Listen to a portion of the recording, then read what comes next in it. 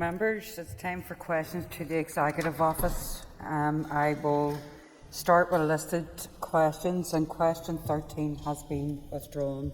I call Owen Tennyson. Question number 1, Principal Deputy Speaker. Principal Deputy Speaker. With your permission, I will answer questions 1 and 10 together. The delivery of the strategic framework to end violence against women and girls requires a whole-of-society approach.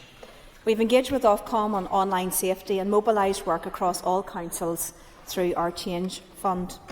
The Online Safety Act of 2023 introduced new UK-wide laws that protect both children and adults from online harm and place specific obligations on online service providers.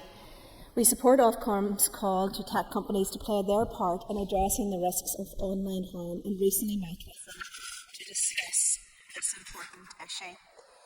The Ending Violence Against Women and Girls SBRI Challenge Fund has identified a number of innovative solutions for women and girls' safety, including challenging problematic behaviours online. There is currently a consultation that is out by Ofcom, specifically looking at protection of women and girls online. And I am pleased to have got confirmation in the last couple of weeks that a person has been successfully prosecuted under a Section 181 charge against me. That was sending messages by way of online communication conveying a threat of death or serious harm, and at the time of sending intended the individual, which was me, would be in fear that the threat would be carried out. So that is one of the more serious charges in that legislation. I am pleased that there has been a successful prosecution of that and that he will be sentenced very shortly. Thank you, Minister. I call Owen Tennyson for a supplementary. Thank you, Principal Deputy Speaker, and thank you, Deputy First Minister, for that answer. And may I express my solidarity, first of all, to you, Deputy First Minister, on the threat and abuse that you have received, and hopefully the individual in question will be held to account for that. Can I ask, Deputy First Minister, there has obviously been speculation that tech regulation and online safety regulation may be on the table as part of trade negotiations that the UK Government has undertaken with a number of countries. Do you agree that we should not sacrifice online safety regulation and the safety of women and girls online as part of those negotiations? And have you made representations to the UK Government to that effect? Minister. Thank you. The member will be aware of some recent announcements in relation to the UK-US trade agreement just announced last week. We're working through the details of that, but I know that many will be pleased to see that this rumoured aspect of that did not feature. The member will also be aware that for many years, myself, along with my colleagues, have advocated for stronger protections of women in particular, but of course we've seen in recent months threats and abuse of public representatives right across this House, men and women. We have raised before that there is a particular issue, as recognised by a number of reports, towards women in this particular incident, and I know that many of us get a significant amount of abuse, but in this particular case, with a specific allegation, a specific threat of death being communicated via communications, I am glad that that legislation was there. It is a good demonstration that the Online Safety Act can and will be used to successfully prosecute, and we await the sentencing of that. I think it is incredibly important that the courts do take these matters seriously as well, and this is an issue I think that unites all of us to stand shoulder to shoulder to say that it is absolutely wrong that there's abuse, threats and violence towards any public person, never mind elected representatives, just simply trying to do their job. Call Harry Harvey for supplementary. Thank you, Madam Speaker. Does the Deputy First Minister agree with me that it is completely unacceptable that any woman in public life should have fear of violence simply because they are doing their job? Minister. Look, absolutely. Women have a right to participate in public life without suffering abuse or threats of violence, and indeed we want to actively encourage women to get into public life. However, we sadly do know from personal experience, and we've heard the stories from many people, not just throughout this place but in other public roles as well, that women in public life are subjected to serious and sustained severe abuse on social media. It is not often that you can identify who that person is, or that threat may include a very specific act or threat of violence. But nevertheless, that the abuse builds up, and we know that, and the negative impact, not just on those individuals, but of course in terms of the participation of women generally. Women not wanting to be part of public life or to become a public representative due to this. So it is an important issue. It is there, right at the heart of our strategy of ending violence against women and girls. It's one of the many behaviours that takes place throughout that is based on those values, based on that prejudice, based on that misogyny, and it needs to be stamped out. Thank you, Minister. I call Cara Hunter. Speaker, and I just want to put on record my solidarity and support for you, Deputy First Minister, and no one should have to face any kind of threat just when doing their job. So just to express my support for you in everything you're going through. Deputy First Minister, just following up from the initial question, recently at a discussion in the European Union Parliament, there was a suggestion that perhaps there could be a sort of a direct helpline when it comes to digital abuse, a 911 if you will. Do you think we should have something similar here in Northern Ireland specifically to tackle misogynistic digital abuse? Thank you. I thank the member for her sentiments and indeed her important question. And I think in all of this, of course, there's always a balance around free speech. There's always a balance in terms of people being able to, in any democracy, to freely express a view. But where that crosses over into abuse or to threats, that is clearly wrong. And I welcome the fact that it has been recognised that in order to deal with this, there needs to be a number of different tools, not just the offences and the new offences under the Online Safety Act, which we've seen in action already, but of course those aspects of that legislation which compels those social media and online companies to take action. That is why that consultation that is out at the moment by Ofcom is really important. It is open, I believe, until about the 23rd of May, and I would encourage members to respond to that, to tell of their own personal experiences and the types of issues that guidance needs to cover, because that's going to be vitally important moving forward. I don't want any woman or girl to suffer abuse online. I certainly don't want it to get to the levels, of course, that young person feels that they don't want to go into politics, or that a woman feels that they want to step back from frontline politics as well. So I think it's really important that we do tackle this, because it's important that inclusion is there and that our public representative space is a safe one for people to be able to do what they need to do. Call Sinead Annis for supplementary. Pre-Laskin Corlan, can I too send solidarity to the Deputy First Minister and to everybody across this House indeed who's experienced abuse in the course of doing this role. It's completely unacceptable and needs to be called out. Can the Deputy First Minister provide an update on the Power to Change public awareness campaign, please? Thank you. Yes, indeed. And in terms of the broader abuse, we know that type of abuse causes significant distress. We know that it can make people very scared. I felt afraid. I continue to feel afraid in terms of looking to the future because of the actions of this individual. And I think that is just utterly wrong. I think all of us get into public life despite our differences of political opinions and aspirations.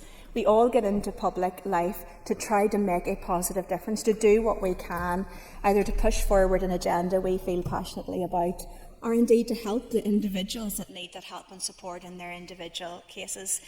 And I think it is just so fundamentally wrong that in trying to do that, that we can suffer that abuse and certainly those threats, and to be put into a position of feeling fearful about that. But of course our strategy recognises that this behaviour starts at a much earlier stage. It starts at the point where, as I said, that those values, that those prejudices, that those opinions are formed. And that's why it is so important in terms of that campaign. That campaign is about encouraging people to be active bystanders, to call this out at the earliest possible opportunity. It's not a bit of a laugh. It's not just, it's just a bit of this, that and the other. It's not. It represents a certain type of view, and it makes people very, very uncomfortable, and starts at a very early stage. And unfortunately what we often then see is that threat and violence and worse, where that comes to a particular point. So look, I'm glad that the strategy deals with this in the broadest possible way, and this is an important campaign as part of that. Thank you, Minister. I call Tom Buchanan. Thank you, Principal Deputy Speaker. Question number 2. Minister. The recent Supreme Court judgment for Women Scotland Limited and Scottish ministers ruled that for the purposes of the Equality Act 2010, the definitions of sex, man and woman, refer to biological sex. The issue is currently under consideration within the Department, and I'm aware it's under consideration right across. It is important to remember that this judgment is likely to have tangential and other impacts. It is likely to have an impact here in Northern Ireland. I have no doubt over the next number of weeks there will be much discourse, much debate, guidance and other things that will be issued.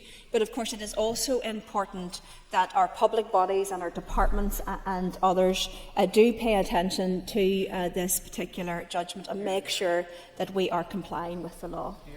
Tom Buchanan for a supplementary. Thank you, and thank the Minister for a response.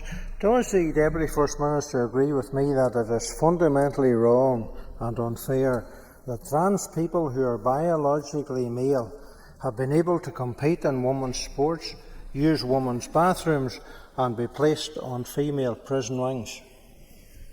Minister. Thank you. I thank the member for his supplementary question. It is a very topical issue at the moment, and for understandable reasons. I do commend those who have campaigned on this issue, those that have been subject to a significant amount of abuse for trying to stand up and protect female spaces for women.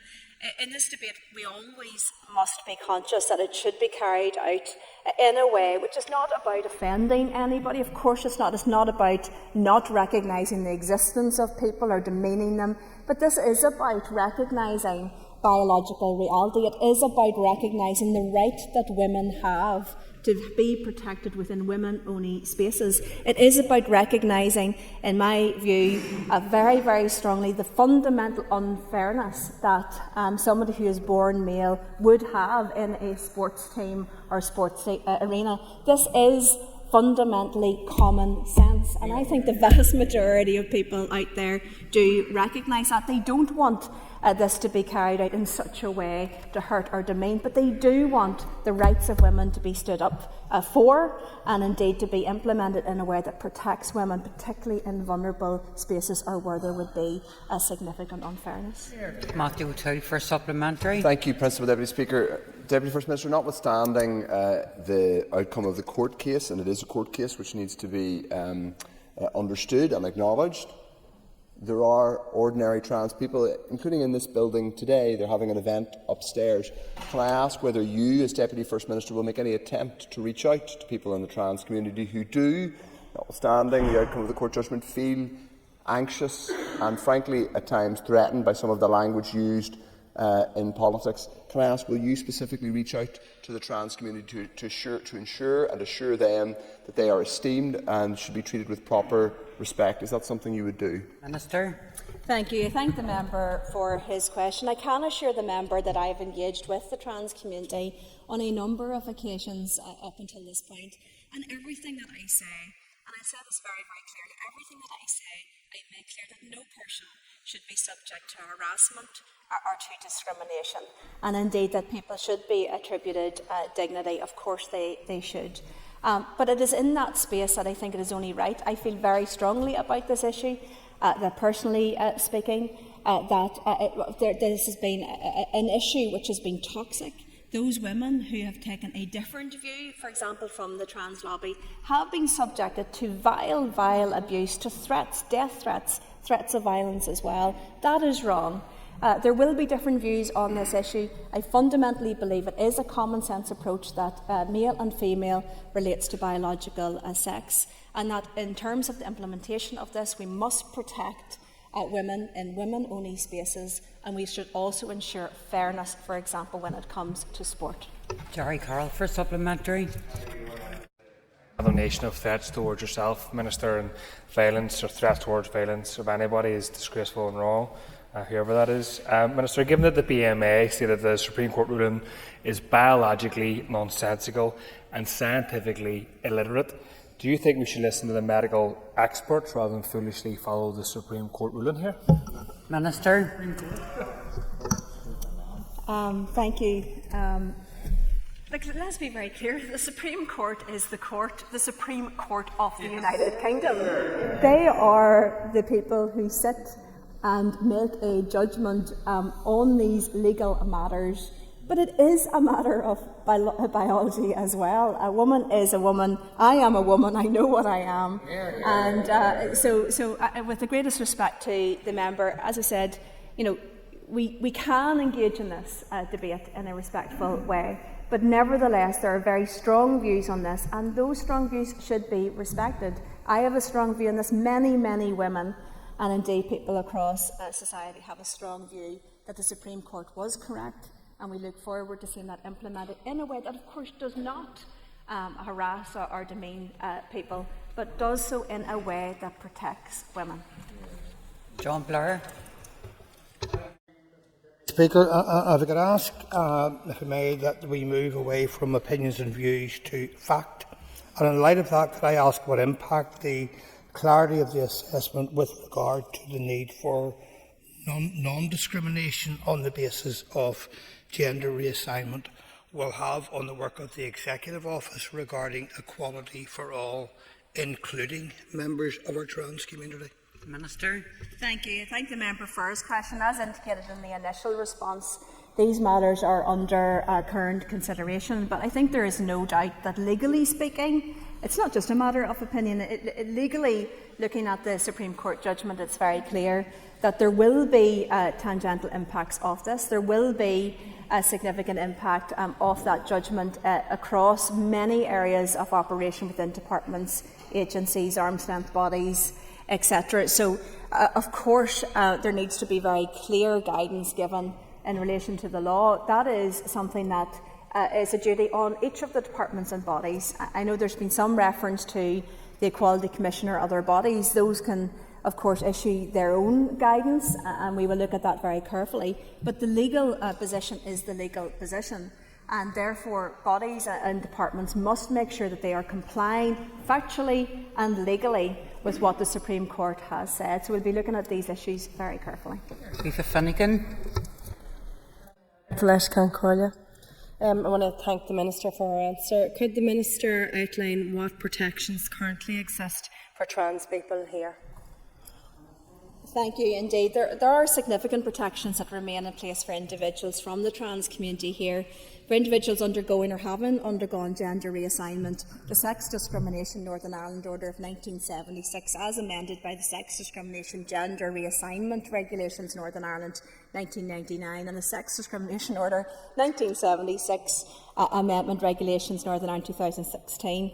There's also protections within the Employment Equality Sex Discrimination Regulations of 2005. So there's quite a bit of protection there, as there is indeed across the UK. Of course, the judgment was referring to other legislation or other guidance that may refer to men or women without those specific interpretations set out in some of those other pieces of legislation. So there are protections there, and I can assure people that there are protections there. But this is about also protecting those places for women where women are particularly vulnerable, for example, or where there would be a significant or any unfairness in relation to inclusion.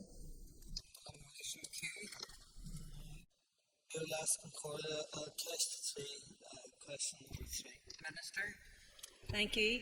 We are currently considering options for filling vacancies on the MLK Development Corporation Board.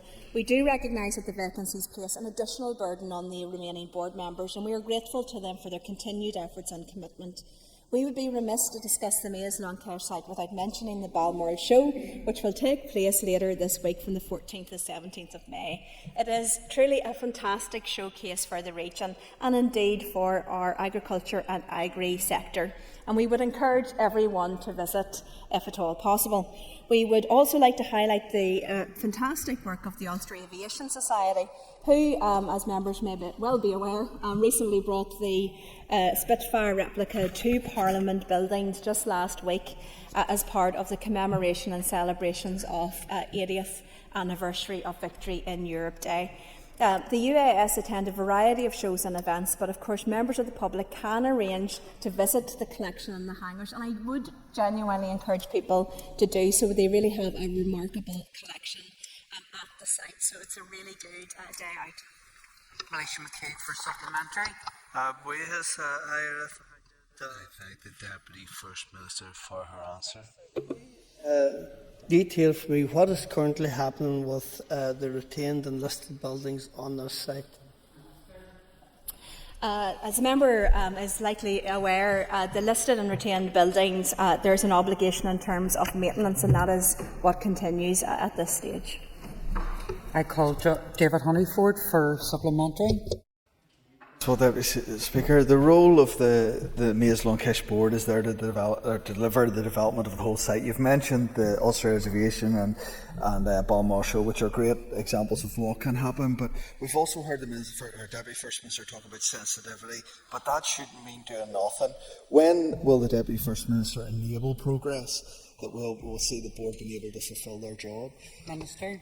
Thank you. I thank the member for his question. He will be aware that I have a local constituency interest in the site as well.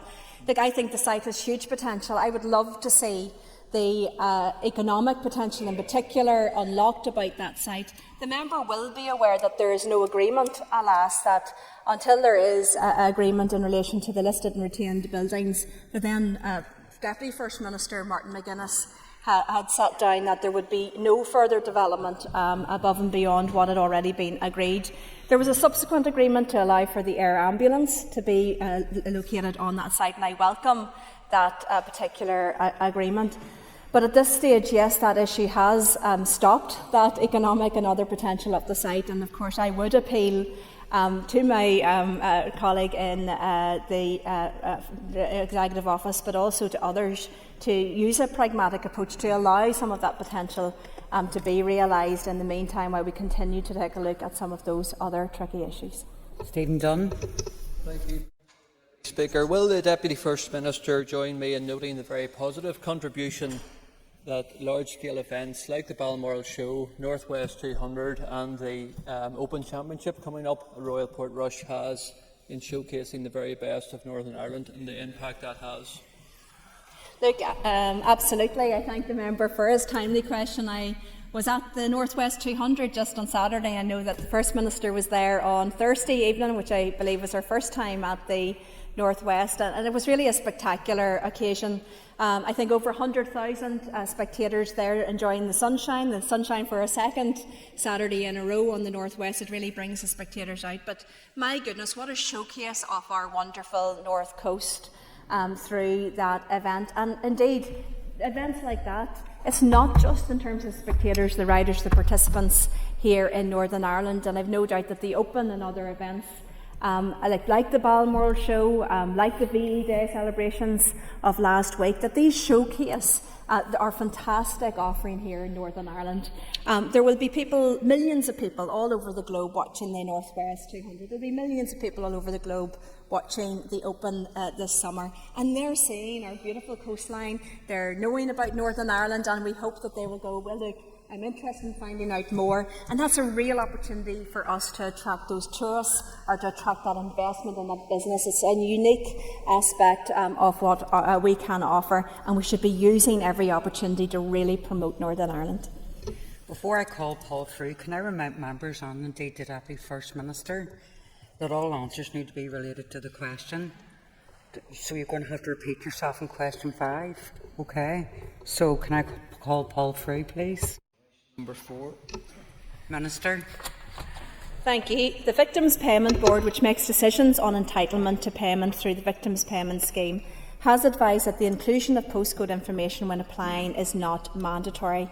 This means that there are a large number of applicants who do not provide this data, which means it's not possible to use the board's IT system to get a breakdown of successful applications by constituency. A manual review of applications would be required to retrieve this information. I have communicated, though, I believe that this would be useful information, particularly in terms of the planning of services, and to communicate that with the Department of Health as well, because we know that there are many people coming forward to the board and they haven't been diagnosed with particular particularly in the mental health side, those conditions before. So again, this would be really useful in terms of the planning of those support services that we had that data. But as outlined, it's very challenging at the moment to try to extract that from the system.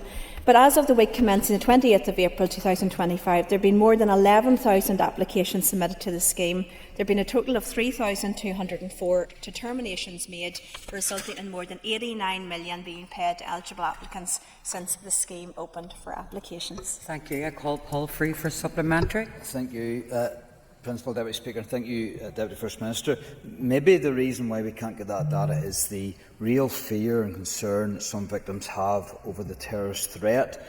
Does the First Deputy First Minister agree with me that the crass and hurtful glorification of terrorism by the First Minister goes against the Code of Conduct for Ministers, goes against the spirit of peace and reconciliation, and makes a nonsense of the claim to be a First Minister for all? Minister. I thank the member for his question. The First Minister, of course, is answerable for her own activities, but I can say very clearly to this place that I believe that any glorification of terrorism is wrong.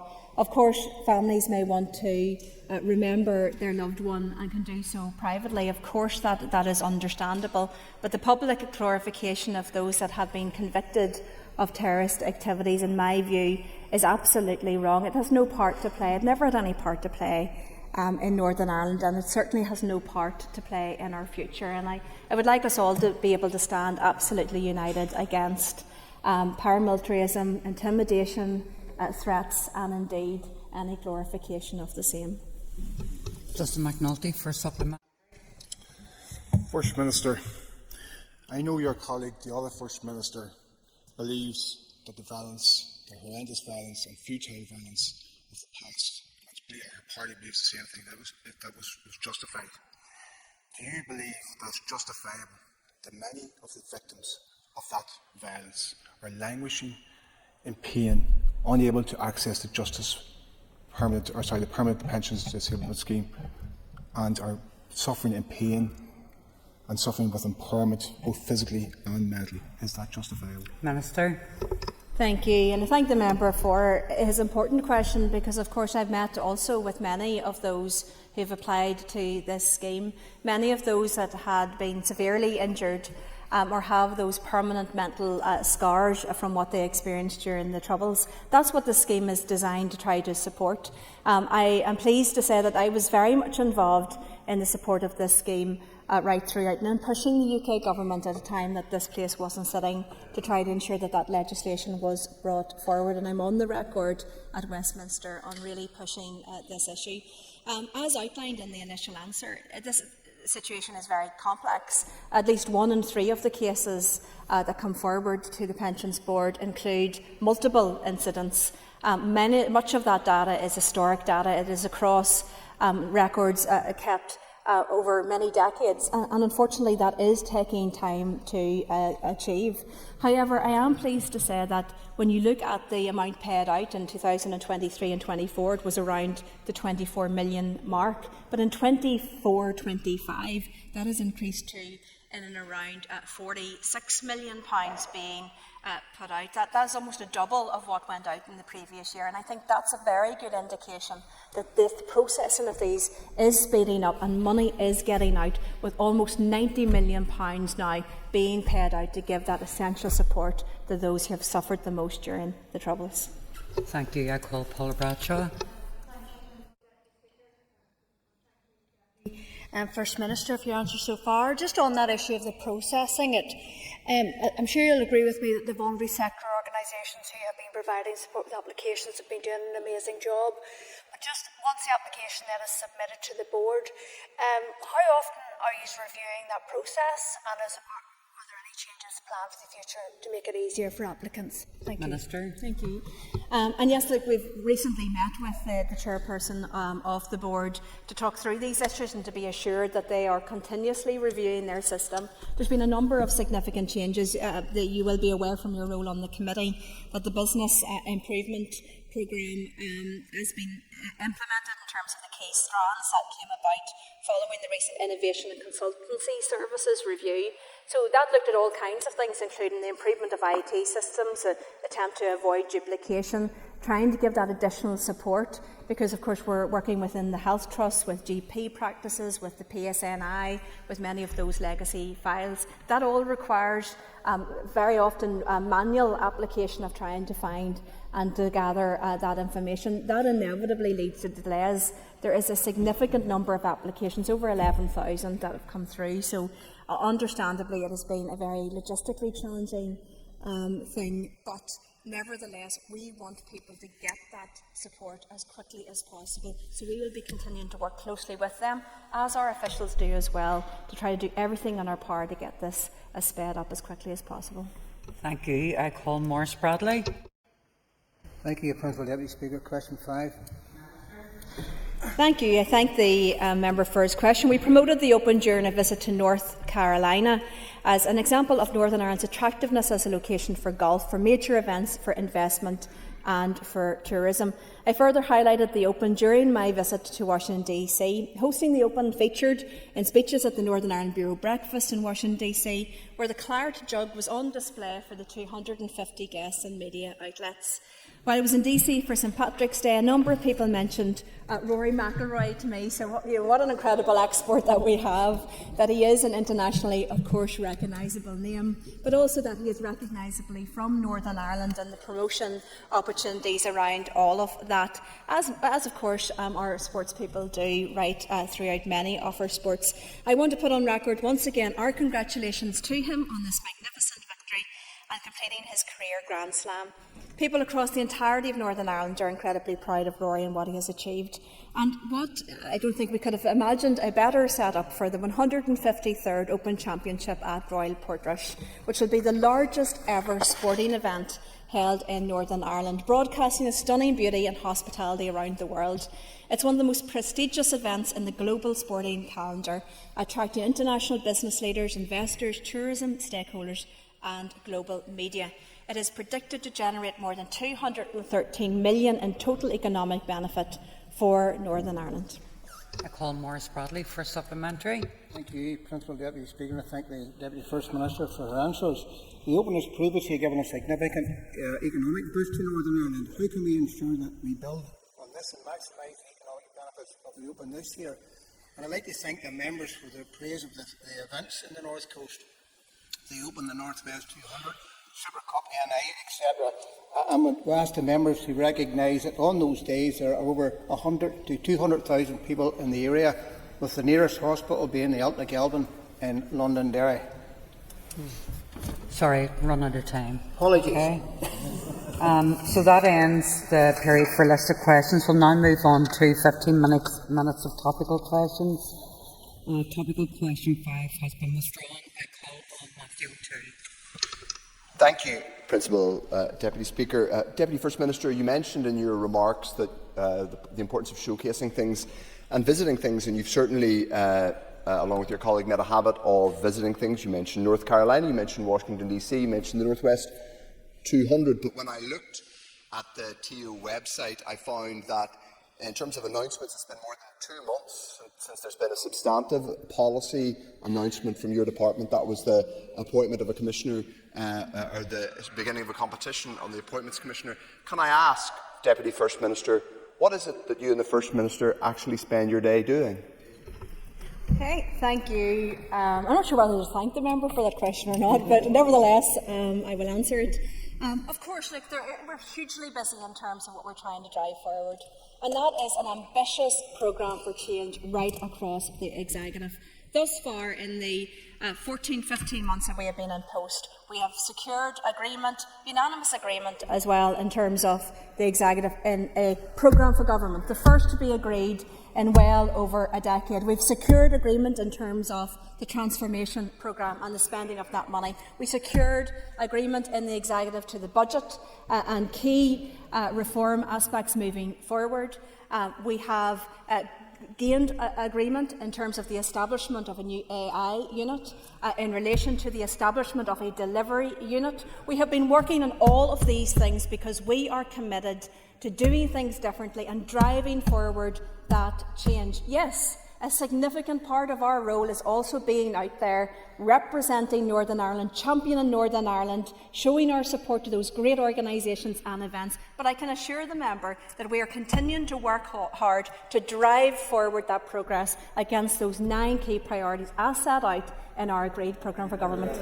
Matthew O'Toole for supplementary. Deputy First Minister, I appreciate that you have secured agreement to a programme for government on the budget. Those are the bare minimum that any government should do. What I think most people watching politics here have seen is your party, probably with the happy acquiescence of your partners in government, Sinn Féin, deliver nothing but inaction, but rather turn politics here into one long, old, firm game. First Minister, Deputy First Minister, people here, particularly young people, want more than endless rows over signs and statues. So can I ask whether you think that you and the First Minister, given all the money you spent on travel, are providing value for money for the public in Northern Ireland? Thank you, Deputy Principal Speaker. I think it's an absolute nonsense to say that there hasn't been that delivery and commitment to driving through.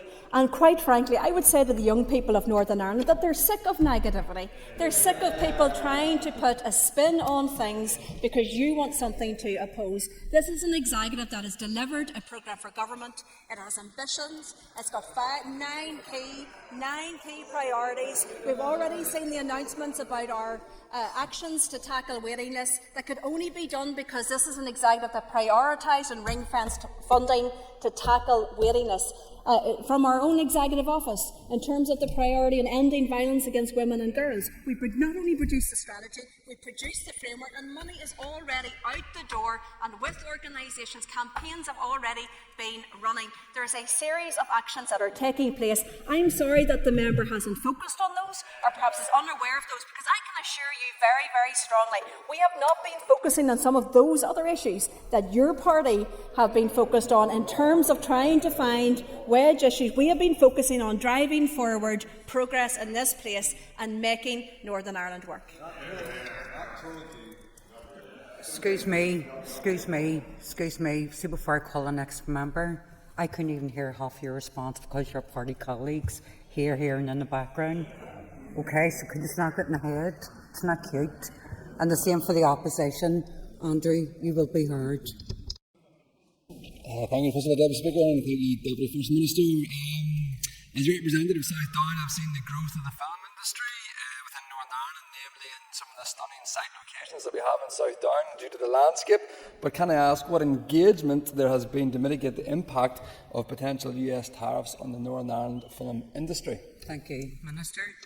Thank you. Thank the member for his question. I, for one, am glad of the support behind me, but nevertheless, I want to say that the film industry in Northern Ireland is really genuinely fantastic, and both the First Minister and I have had the opportunity on many occasions to promote that industry. It is a key part of our offering.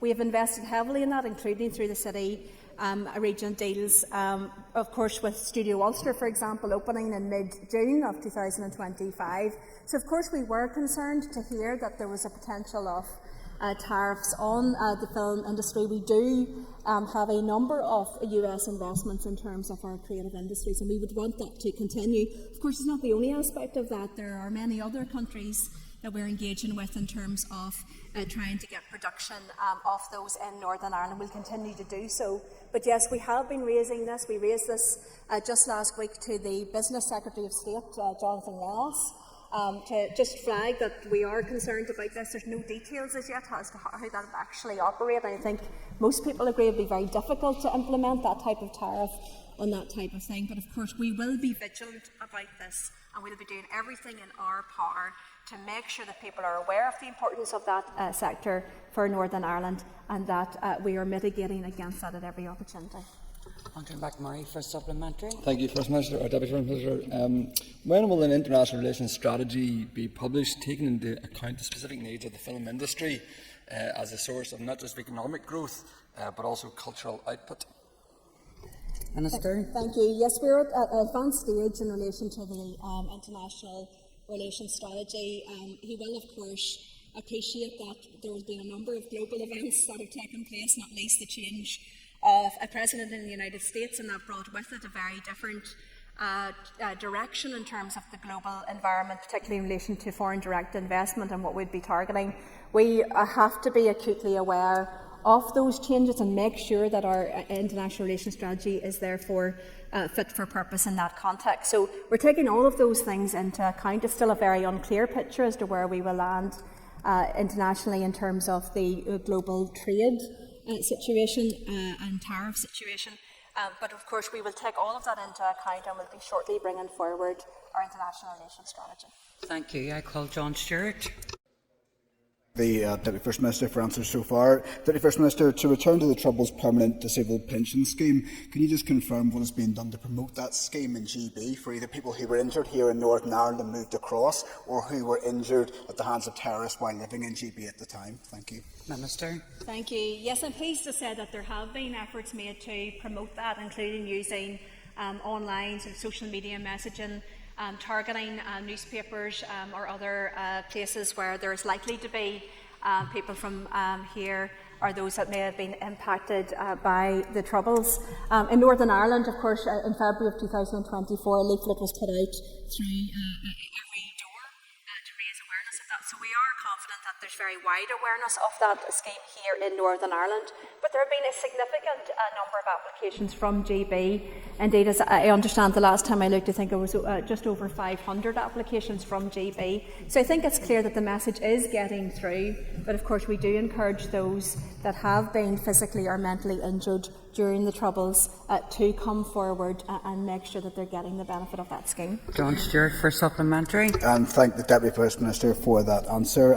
You highlight a number there, Minister. I know in a recent question response between the 1st of February 2024 and the 1st of February this year, the scheme received 178 applications from people from England, Scotland and Wales, with 3,900 from here in Northern Ireland. I'm just wondering, do those figures bear out the fact that maybe more could be done to highlight the scheme in GB and try to make sure that everyone who was affected is aware of it and eligible to apply? Minister. Thank you. Absolutely. I think we would be keen for that. I think it's important to remember as well that this is a scheme that comes from the Northern Ireland block grant, and our block grant primarily is there to benefit the people of Northern Ireland. But we recognise that there are many, many hundreds, if not thousands, on the mainland that have been impacted both physically and psychologically by the Troubles. Many of those who served, for example, in the armed forces, where that support wasn't there for them at the time. We have been on ongoing engagement with the UK government around a contribution, a financial contribution to this scheme. I believe very strongly that it makes sense that those based in GB are able to come forward to this scheme instead of GB having to set up a separate scheme with all of the administration costs that would bring. But if we are to do that and we're to increase those applications from GB, then I think the UK government should step up and make that contribution towards the cost of that, which is likely to be significant. Fundamentally, we want everybody to get the support that they need, but there is an important aspect of this, which is about funding and funding fairness. Thank you. I call Deborah Erskine. Thank you, Principal Deputy Speaker, and I want to thank the Deputy First Minister for her answers today. In June 2021, the then First Minister and the Deputy First Minister made a public commitment at Lisnaskea High School site for the redevelopment, which would include capital build projects for Lisnaskea Health Centre, an Irish Medium School and Innocent Victims Group South East Fermanagh Foundation. We know the health centre is underway and we welcome that. So does the Deputy First Minister agree that these projects are important for the Lisnaskea area and that there continues to be that commitment to these projects in Fermanagh? Minister. Thank you. I thank the member for an important question. Certainly I am fully supportive of that project. I think it's a fantastic project. It's a project that brings together some of the statutory services in terms of the health centre, the education in terms of the school, but also importantly that community sector, and really would breathe new life onto that site in a genuinely shared way. I think it is a fantastic project that perhaps in the past has suffered from the fact that there's not a dedicated fund there to support it, but there ought to be. These types of shared initiatives, opening up these spaces, giving them a new use, but a new use which is genuinely about every part of our society and community being able to come in and use that, I think, is a great thing. Certainly the then First Minister and Deputy First Minister were more heavily involved in it than I was. I was a special advisor at the time. But we have been looking at trying to get a capital scheme as part of our Victims and Survivors Service in recognition that many of our victims, fantastic victims and survivors groups, have capital buildings that were funded perhaps at a time through peace funding or other funds, but that's some considerable time ago. And I think there is a need to make sure that those premises are disabled accessed and now fit for purpose in terms of moving forward. So that is something that's under active consideration within the Executive Office at the moment. Thank you, Deborah. For supplementary. And I thank the Deputy First Minister for her answer there. She will know that it's not just about capital for innocent victims groups like SAFE, and SAFE do a vast amount of work in supporting innocent victims and helping them through the justice process. The justice process can be arduous and difficult, particularly for innocent victims. However, would the Deputy First Minister agree with me that access to justice is important for innocent victims? The door must not be closed to them, and we must ensure that justice is not denied, particularly that the system does not become a two-tier system. Minister. Look, absolutely. Far too many, thousands of people in this place have never had justice for the injury or death of their loved one. That is an absolute tragedy. It is those people who have suffered most during the Troubles, and it is those people that we need to really help and support now.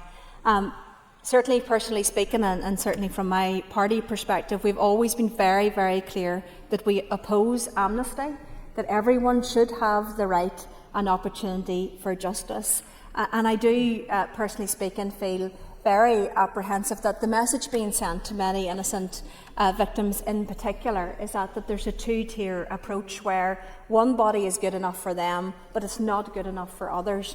And I think it's incredibly important that there's not a hierarchy of victims, that two-tier approach does not continue, and that everyone has the right to access to the same justice. The death of their loved one, no matter who it was that killed that person, the death of their loved one matters just as much to that family. That person's life matters just as much as the next person's life, and therefore the opportunity for justice and the structures to get that should be the same for those victims and survivors. And for those who have truth, those people should come forward and give those people that closure. Topical question 5 has been withdrawn. I call Peter McReynolds. Deputy First Minister, what response has the Executive Office given to the National Audit Office report on asylum seeker contracts published in recent days? Minister. Thank you. I thank the member for his question. He will be aware that the Prime Minister has made a statement this morning around a number of actions in relation to immigration, refugee and asylum issues. This is not a devolved issue, but he will be aware that the Executive Office liaises with the Home Office in terms of the distribution of funds and their activities in Northern Ireland, including in relation to hostel, hotel and other accommodation issues. There are concerns, I have to say, in terms of the way the likes of Mears or other companies have operated in Northern Ireland. We have articulated those concerns. I've certainly articulated those concerns directly to the Minister of State responsible for that. I understand that those concerns are indeed shared across the UK in terms of the operation of some of those companies.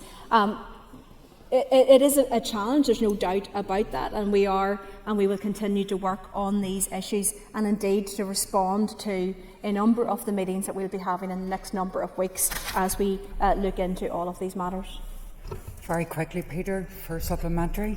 Thank you, Deputy First Minister. On that basis, Deputy First Minister, given the costs are 4 times higher than originally envisaged, and broadly the accommodation is unfit for purpose, what update do you have for us today in this House about the publication of the Refugee Integration Strategy and when that will be published? Thank you. Yes, the Executive has agreed the Refugee Integration Strategy will be very shortly published, but I can assure the member that there have been concerns that have been shared. I have particular concerns, I have to say, about the lack of transparency in terms of the data and the information coming from Home Office and from their organisations. That needs to change. People do need to know what is happening and exactly where it is happening, and we'll continue to push on that issue. I have raised it directly with the Minister of State. Questions to the Minister for Education, and we'll start with a list of questions. Question 6 and question 14 have been withdrawn. I call Claire Sugden. Thank you, Principal Deputy Speaker. Question number 1. Minister. Thank you, Principal Deputy Speaker. The Education Authority submitted a business case to my department on the 4th of April of 2025 to facilitate the establishment of Causeway Academy. My department has never had such a significant capital requirement presented to it